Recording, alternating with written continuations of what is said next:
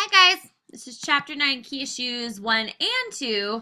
I know you didn't read 2, I'm just going to point out a couple of things in 2 that you should probably know about.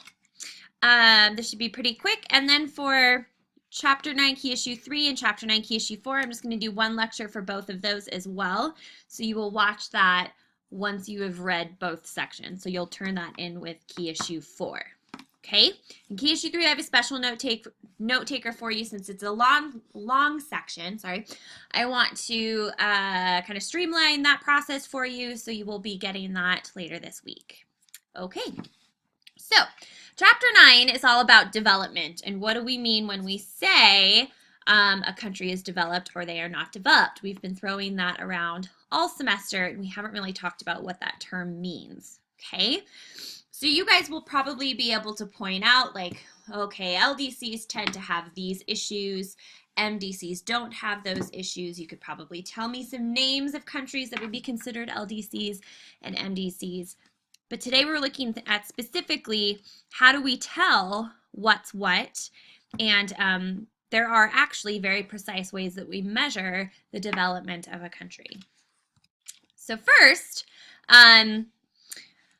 is gross national income, or GNI, especially GNI per capita. That's the amount of a country's income divided by population. So if you took all of the money a country makes through imports and exports, all of the money that is made through people's work, and put it in a big pot, and then you divided it amongst the people, that's what the GNI per capita is. Okay, so for the US, the total GNI, gross national income, is $18.75 trillion, which is way higher than LDCs, which you'll see in our activity that we're doing on Thursday and Friday.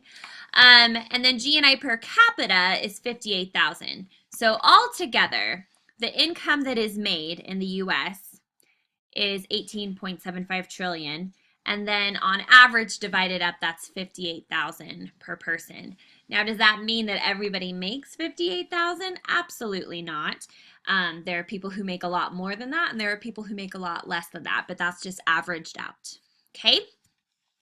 The second thing we use to measure development in a country is the sectoral structure of an economy.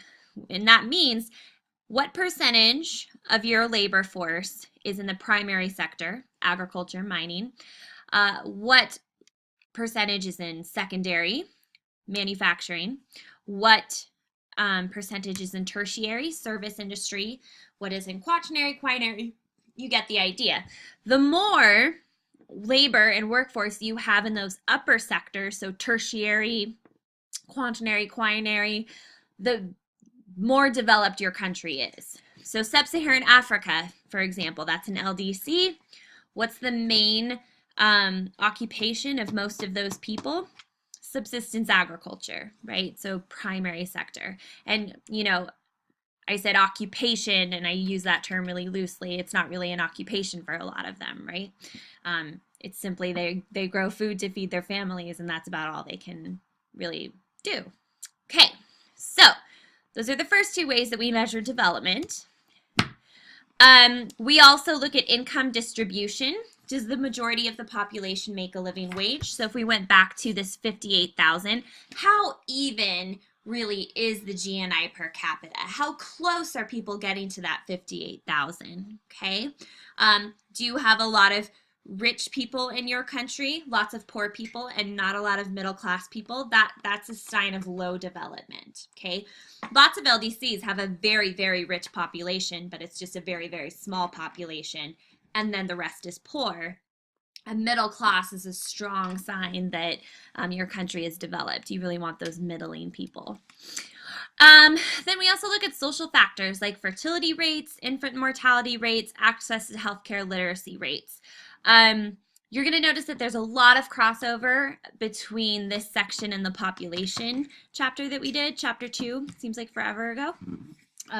Lots of the stuff you guys learned about, like what causes high and low populations, a lot of that stuff is going to be really helpful, especially for Key Issue 1 in this book.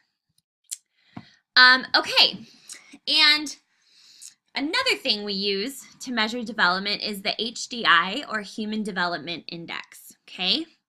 So when we're looking at HDI for a particular country, we look at three things: the quality of the standard of living, which put simply is how good is life, how happy are your people, or how well taken care of are your people; lifespans, so life expectancy; and then access to knowledge.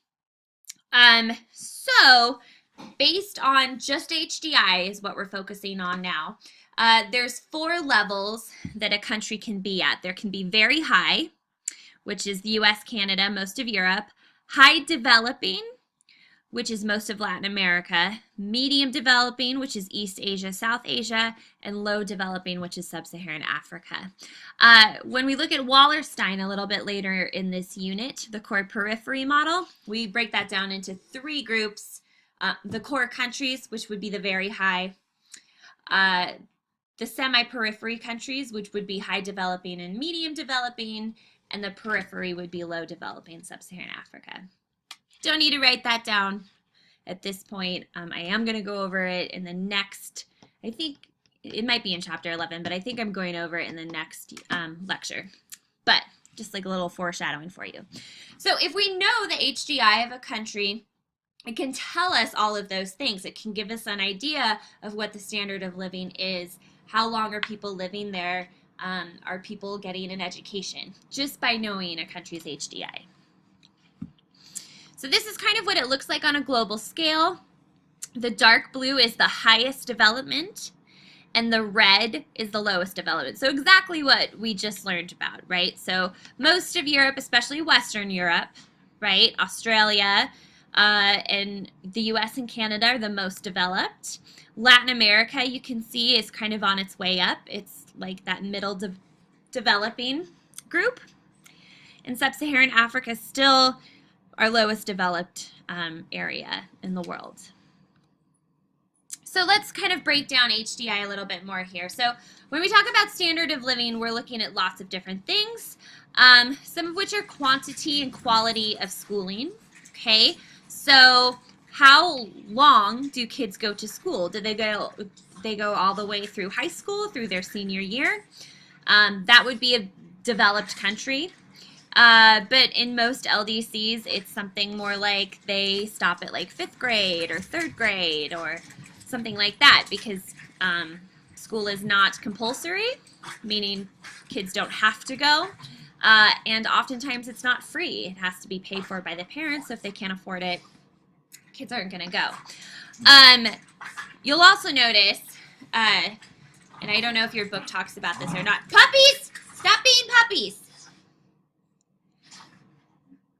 Sorry. The girls go to school for not as long as boys do typically in LDCs.